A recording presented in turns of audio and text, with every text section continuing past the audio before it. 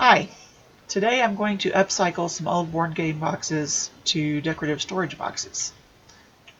We decided to store our board games a little more compactly, and as a result I ended up with a lot of sturdy boxes, and I didn't want to see them end up in the landfill, so I decided to turn them into decorative storage boxes. To do this, I'm going to use paper from two different paper packs from Hobby Lobby. I'm using papers from Boho Chic, and I'm not sure if that one's still available or not. But I'm also using Stargazer, which I saw in Hobby Lobby a week or so ago. The Stargazer paper is a heavier weight than the Boho Chic, so I can only use it on the top part of the box because I want to make sure my box lid will still fit on the base.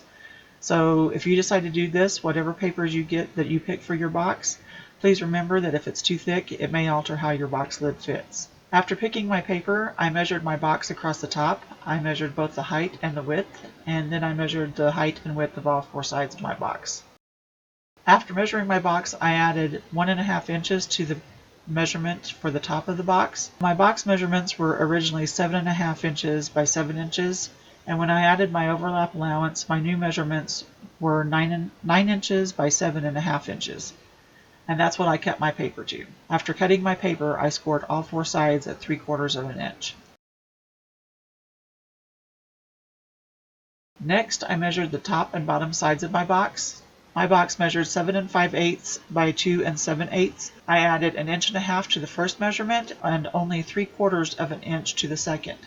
I cut two pieces of paper at 9 3/8 of an inch by 3 3/8 of an inch, and then I scored both of those papers at 3/4 of an inch on the two short sides and on one long side only. Because I'm using pattern paper and it matters to me that my pattern paper is facing the right direction, I made sure that the one long score was at the bottom of my pattern paper.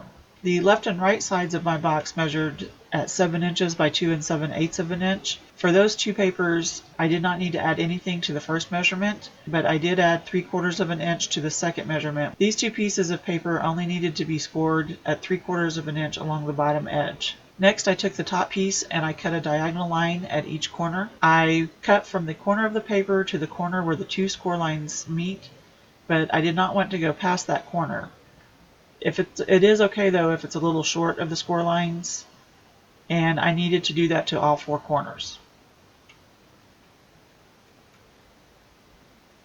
Next, I used double-sided tape on the four sides of the paper in the scored areas. I didn't have the right width of tape, so I used two kinds of tape to get as close as I could. I could have just used the narrow tape, but I wanted to make sure that my sides would stay down well. Next, I took the top and bottom side pieces, and I made a diagonal cut on the two corners where the score lines meet, just like I did for the top.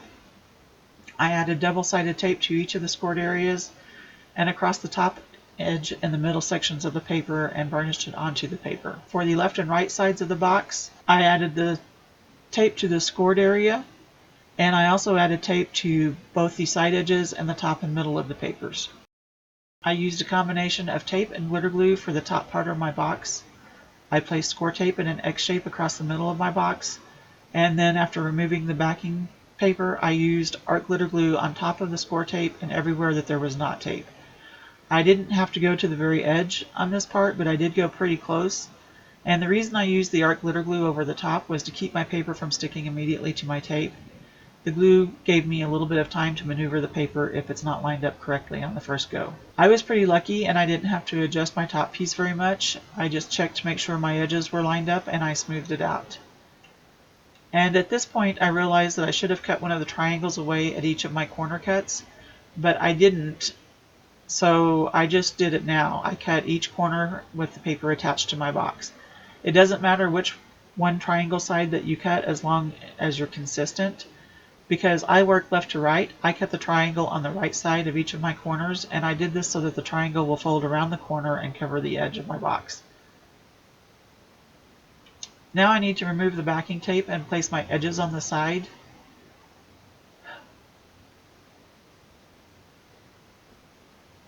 The thing to remember here is that whichever side that you choose to start at as your first side, you only need to remove part of the tape from the end that has your corner triangle.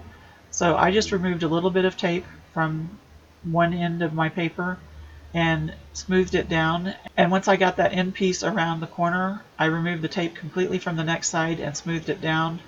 and I did that for each side, wrapping each triangle end around the corner. When I got back to where I started, I finished removing the tape backing from the very first side and was able to smooth that side down completely so that all my corner triangles tucked underneath the next edge. Next, I took my pieces that are scored on 3 sides, which I'm going to refer to as the top and bottom pieces, and I removed the tape backing from the tape that is not on the scored edges. Again, I added some glue so that I had room to maneuver if I didn't get it laid down straight the first time. I placed the paper at the top side of my box, lined it up, and smoothed it down. Once I had it where I wanted it, I removed the backer from the bottom and wrapped the paper around the edges and up into my box, and the triangle pieces just tucked neatly right inside the inside corners of my box lid.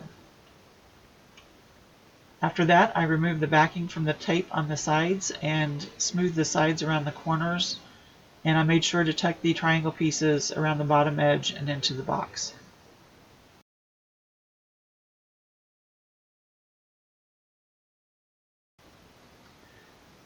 Then I went to the bottom of my box and did the same thing.